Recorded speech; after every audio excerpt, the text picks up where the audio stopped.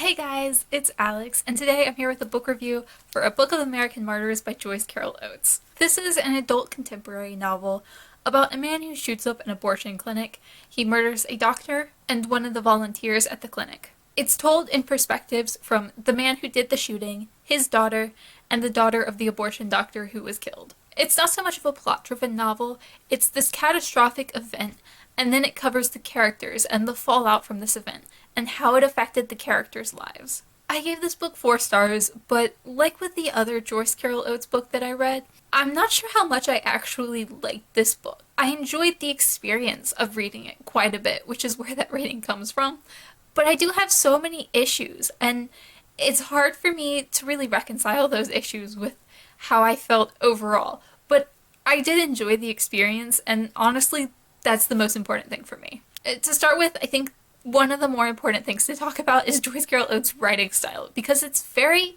different. Different is a good word to use here. It's kind of unique. It's unnecessarily convoluted in this weird intentional way. Like, all the correct parts of the sentence are there. They're just not in the order you would expect them to be in, and it's really weird to read. You have to pay specific attention to everything that's being said and the way it's being said, and you have to really focus on the words themselves. Like, she's just going out of her way to make things difficult, and I'm sure that's off-putting for a lot of people. Like, I've known numerous people who have read this or have read sections of her other work, and I've just been like, no, like, I can't handle that. I don't like that. That's awful.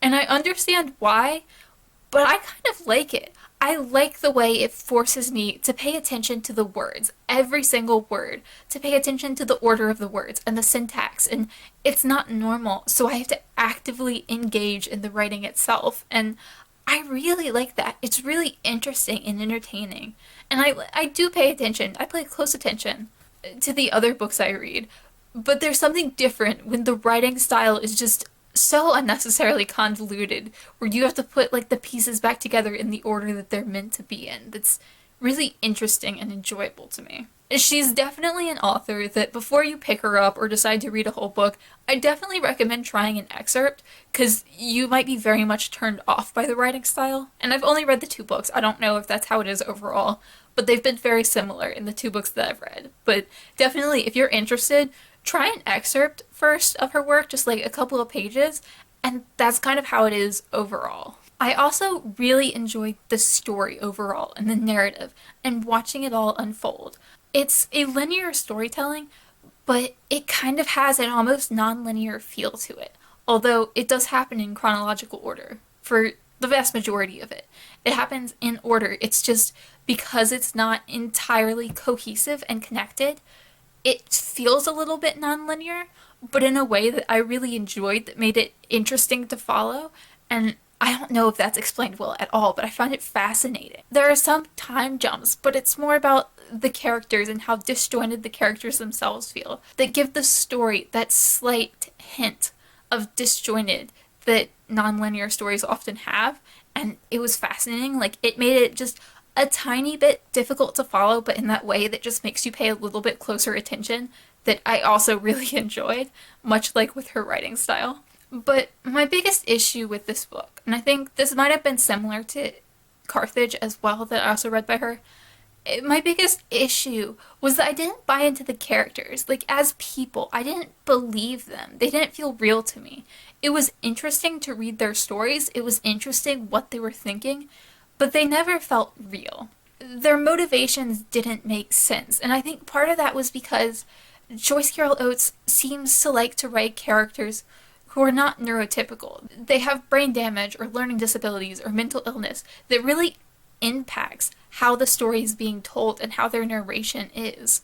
But at the same time, she doesn't go into detail on a lot of these things, so as a reader, I can't really understand where the character is coming from. I know that something is very different, but because I don't know what it is or exactly how that character is coming to that conclusion, it doesn't make sense to me, so their character doesn't make sense to me. A lot of the characters have some sort of memory issues, like, not in the sense that they'll go to the store and forget what they went to buy at the store, but they'll go to the store and forget where they are, or they'll go to the store and forget that they're going to the store and take some wrong turns, and not know where they are and not know what they were trying to do in the first place or why they left the house. It's more like that, and I don't know how much of that is intentional. These are the characters, they have some neurodivergence, or if it's some kind of artistic license to add impact to the story. It didn't make sense and it didn't work very well. I was still fascinated by them, but there wasn't really any logical sense to their behavior, which makes it interesting to read as a case study, but I didn't really care about or understand any of the characters, and that was kind of an issue for me, even though the book was interesting despite that. And it is strange to say that a very character-driven book was interesting despite the characters not being believable, but I think it's true in this case. Another issue was that I really don't think Joyce Carol Oates is as good at covering social issues as she thinks she is, or as a lot of people think she is.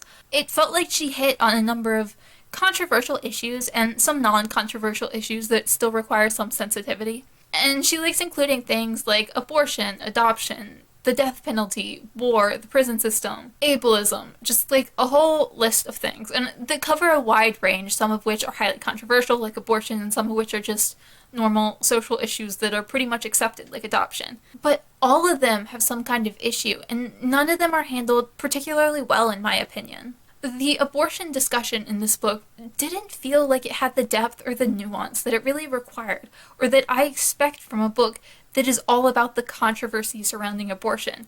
It didn't really feel like it was there, and I kind of expected more. It felt like it had a much older liberal view on abortion, which makes sense because Joyce Carol Oates is like 90 or something, but it just felt lacking, and it felt like it didn't go far enough, it didn't go in depth enough, and it just needed a little bit more to make it worthwhile. And with adoption, I was warned for the adoption stuff from someone who has adopted children, but I think even without that, it would have made me cringe, because the abortion doctor has adopted a daughter. He has 2 biological children, and then he adopts a 3rd child.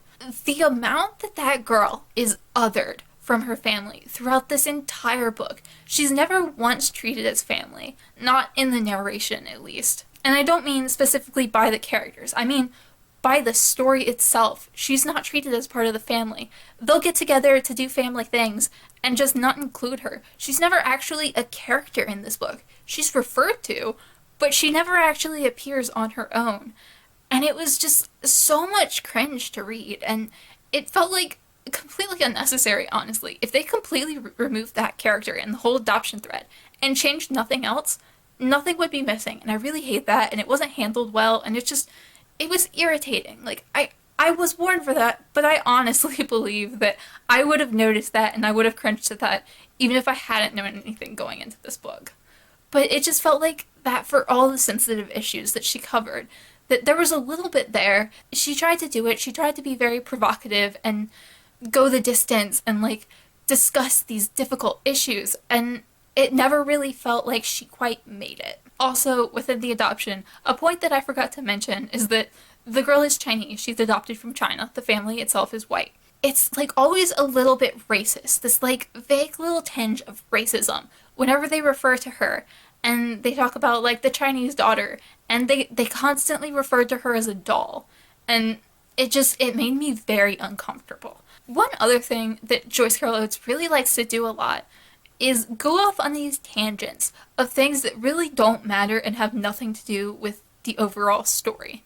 For example, in this book, one of the characters decides she wants to be a boxer, which is cool, and then we go off on 70 pages of her training to be a boxer and her first fights and everything that kind of leads up to that and how she becomes a boxer, and it has nothing to do with the story. Like, the progression, yes, the fact that she becomes a boxer, but we really don't need to know all the details. And it was one of those things that just, like, why was this included? Like, why was this not cut or cut down to, like, 15 pages?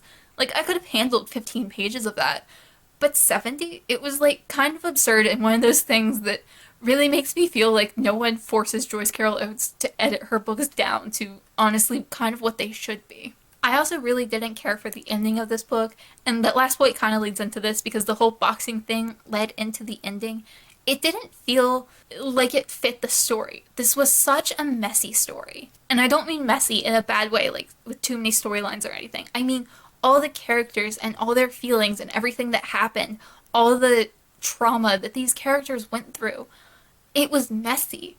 And the ending was incredibly neat. It felt like it wrapped everything up with a bow, and it just didn't work for me. I was kind of expecting something better in the ending, something more like Carthage, where it felt like it wrapped everything up, but it was still powerful, and I was still thinking about that ending long after I read the book.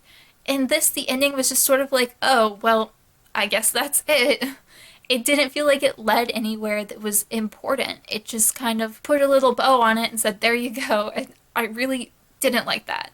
And then, final point, because my hand is about to fall off from holding this book up for about 20 minutes, Joyce Carol Oates likes to use the same adjectives over and over. It was especially noticeable because I read this book in just a couple of days. I read it very quickly. I would read hundreds of pages a day just to get through this because it was due back at the library. She would use the same adjectives, which is kind of annoying in itself, but a lot of those adjectives made me cringe. Like the number of times she referred to the adopted sister as a doll. Just every time, it was just like that little bit of cringe, like, ooh, that is not really something you should refer to an East Asian girl as.